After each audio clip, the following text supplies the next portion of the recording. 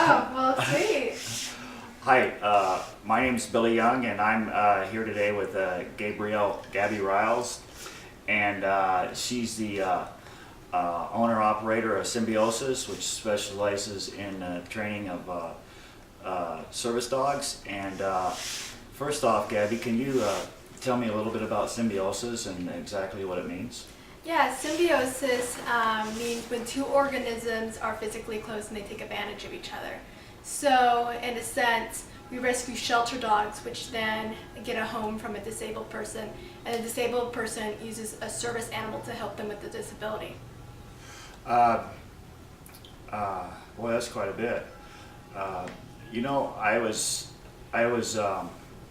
think there's a lot of confusion in a lot of people's minds exactly what service dogs are. My mom, for instance, brought a dog down from Washington, and she had it registered and flew on the plane with her, and is here in Idaho with her now. But I think it's what you call a compatible dog that's with her. It's not like an alert service dog or anything. Could you please elaborate for us a little bit more on exactly the different types of service dogs and go into that a little bit for us? So service animals is a very tricky topic. There's a lot of gray areas with service animals. A service animal is an individually trained dog for someone that has a disability, or a miniature horse in some cases, that helps with the person's disability. So for instance, if you have a problem and your disability is wheelchairs, and you have a dog that is for signaling, which is for deaf people, that dog is not considered a service animal because it does not help your disability with being in a wheelchair. Service animals there's no licensing, registration, or certification for a service animal. So when a lot of these people go and say, well, how do I get my service animal registered? There's actually no way you can. That's a therapy animal that you can get that has to pass a test. But there's no actual test for a service animal by law. Now, as far as different types of service animals, there are guide, which is for blind, signal, which is for deaf, and then regular service animal, which can be used for stability. Do you want to stop it? Or do you want to just... No, it's fine. Which is used for stability. It is used for mobility, for wheelchairs. They can be used for allergies. They can be used for PTSD. There's even cases where people have amnesia, diabetes. They can be used for all sorts of disabilities. As long as that disability affects that person in one or major way of life, they can have a service animal help them. Now, you specifically train for alert seizure dogs, right? I train for seizure response, which is where the dog, what the dog does is if someone's having a seizure, they will alert that this person's having a seizure. They can go and click a canine phone to call 911, and they can help in majority of ways. We also train for mobility, being stability for people that have trouble walking or for people in wheelchairs. And then lastly, we train for PTSD. Now, what I learned is that we were talking one time before, and you had mentioned something about diabetic dogs. They're a different type of service dog, correct? And Diabetic dogs. What do you mean? I mean, they train dogs for diabetics, for diabetic people. Yeah, so you can train diabetic for diabetes, and those dogs will alert when the person's having if they're low. Now, you can have a seizure alert dog. However, only 15% of dogs do that, and 50% of dogs that you place as seizure response dogs can be used as seizure alert dogs. So it's a whole different level of training for a diabetic dog, isn't it? It is a whole different level. You use cans, and then when the dog smells the can that has the smell of diabetes, the dog must sit down and bark and paw, and then that teaches the dog that every time he smells that smell, he responds to it. We just don't have the cans and materials to be able to train for diabetes. Oh, okay. So that's something that's well within your realm, though. If we were to have the material and we were to find the right dog in the shelter, we definitely could train for diabetes. Okay. You know, how did you get started in Minnesota? Did you just wake up one morning and decided, you know, I'm going to train service dogs today, or was it something more gradual?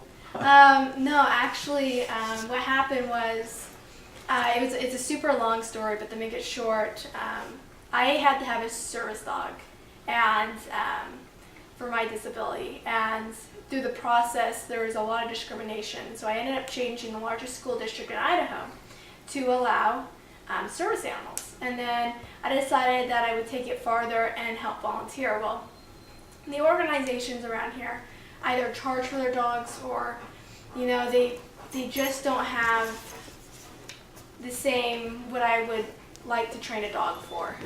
They don't do, you know, PTSD, or they don't do mobility, or they don't do everything that I feel they can do. And then lastly, they don't do shelter dogs, and I feel that shelter dogs have the same capability as a dog that is raised for the same purpose. And so I ended up looking around. No organization did what I wanted to do, and I figured, why not do it myself? So you had a little personal experience of your own that you Yeah, came and to it this. all started because of my service animal. Wow, that's interesting. Are there any special dogs that stand out in your mind that have had a big impact on you that you've worked with since you've started? There's one dog that I got from the shelter that's had a huge impact on me, and that would be a Catahoula mix named Wesley. We were using him either for mobility or for seizures. We're not sure yet. And he is absolutely amazing. He is better than some of the dogs in other programs. He is just on top, wants to please, wants to help you, and he is the exact definition of what I would call a service animal and the capability of what shelter dogs can do. He's amazing. Wow, that's awesome. I remember Wesley. That was the first time I met you when you came over to the shelter. And you come over there and you specifically go through a little series of tests, and I've learned a lot since you've been over there. I'm going to go ahead and pick up the camera now and kind of follow you around. And I thought maybe you might show us an example of some of the tests you might do or something like that. Is that okay? Yeah, it sounds great.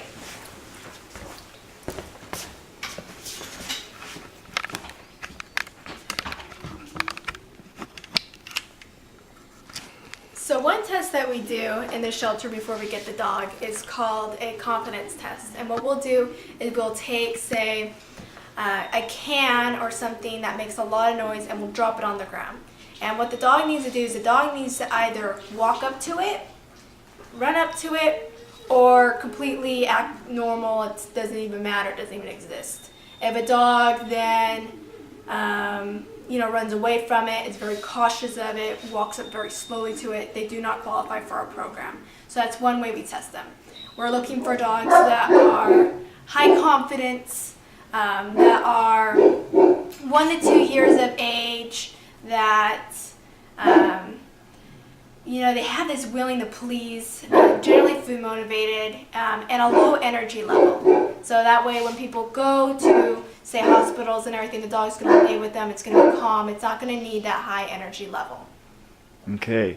Are there any dogs here that you're working with now that we could...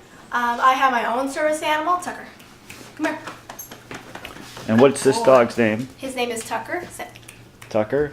Yes, good boy. He Hi, is Tucker. a 4-year-old golden retriever. Uh-huh. And he knows mobility and PTSD. He can turn on off lights, open refrigerators, he can retrieve, he can perform pause, he can perform stability. He can basically do it all as far as what I would need him to do. Now, you came to the shelter a couple weeks ago, and we ran through some dogs, and Yes. we qualified some dogs. And I know you took a couple dogs, Hope and Annie, and Hope didn't work out, but we're still going to place Hope in a home. How's Annie doing? Annie is doing doing awesome. She's currently going to stores and she's with another volunteer. She has currently learned how to turn off lights, and she has learned healing, sit, stay, come, and at my side. Wow, because when I first started working with Annie, Annie was really scared, and then you came along and decided to take Annie, and then seeing her flip that switch on and off was really impressive. Was there any other kind of routines you put your dogs through here that you mentioned something about the escalator? Yes, so for escalators, for an instance, I can show you. Come here. For dogs that learn escalators, it's much, much easier for them to perform treadmill.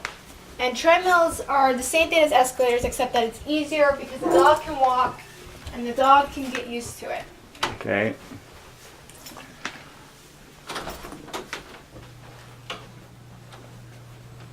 Here, I gotta move for the treadmill. I might as well just shut it off because I have to move for the treadmill. And then I have light switches. Oh, this is the treadmill. This is Oh. the treadmill. I didn't even know that. Yep, they always have to learn here before they go on escalators. So the dog goes on. You practice walking the dog on a treadmill before the escalator, right?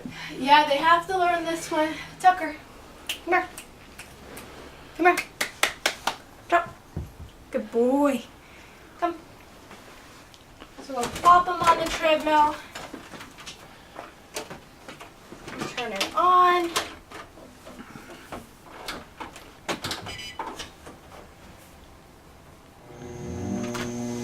Come on.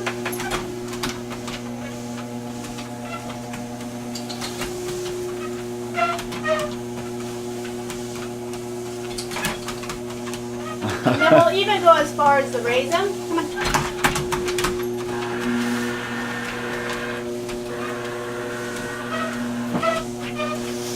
You'll even do what? We'll raise the treadmill, we'll lower the treadmill, we'll work tons and tons of ways with the treadmill. It's always easier to work with them in that sort of way. It looks like he's a pretty good dog, isn't he? Well, he's been worked with. Huh? It took about a year to train him what he knows. So dogs in our program generally stay with us for 8 months to a year. And then they generally have about a 8 years to 10 years working time with their people. Who was that other dog when I came in the house earlier? What's going on with him? Can we take a look at him? Yeah. He is, come on. What's going on with him? Is he being trained to be? Yes, he is. He's being trained for stability. He is a Great Pyrenees that we rescued from a shelter in Ontario. He just came from a kill shelter. And he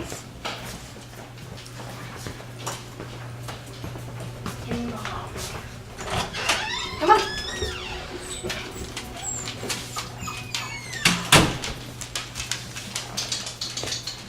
Falcor, come here. What's his name? Falcor. Have you ever seen The Never Ending Story?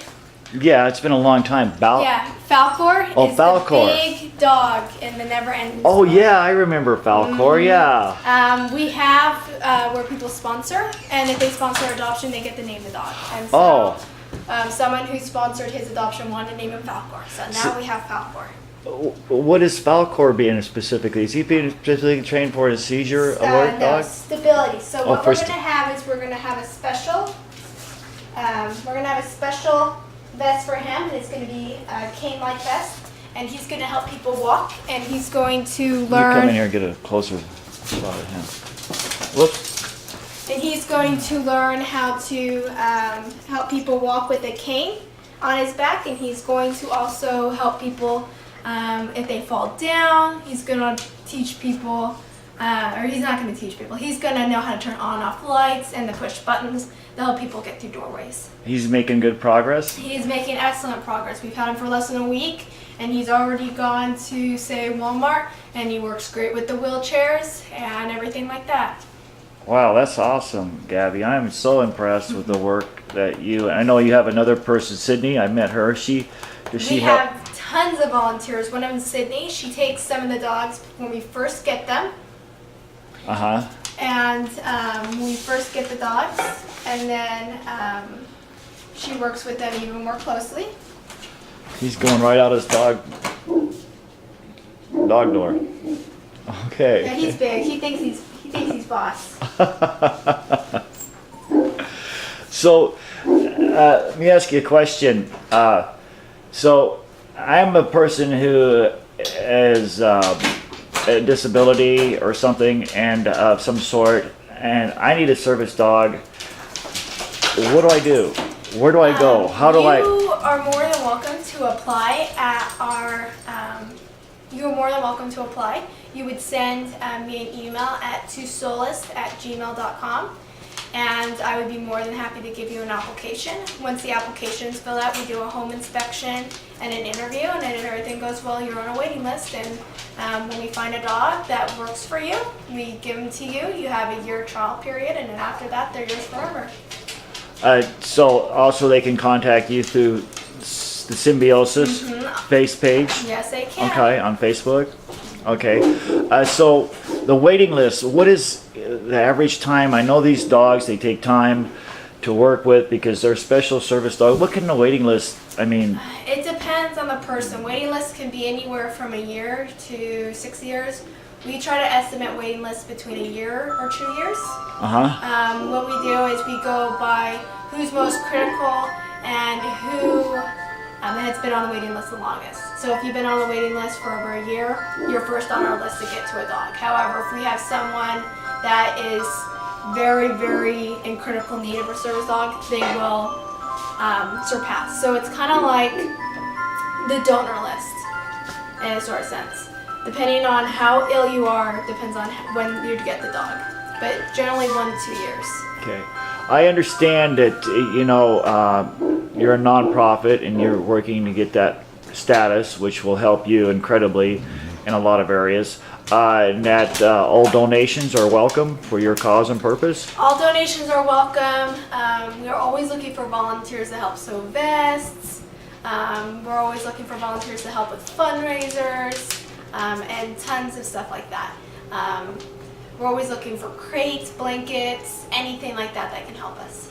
Okay, that's great. I'm just, since I've met you, at the shelter, coming down there, I've got a couple dogs down there, Snoopy and another dog, which I'll talk with you a little bit later. But I did the noise test with him today, and he went to it and he investigated it. Okay, so.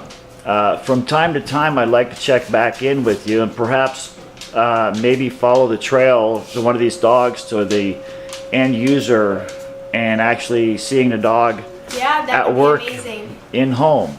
Okay? All right. Thank you, Gabby, so much for being with us today. And this is Billy Young. Okay? All right. Thank you so much. All right.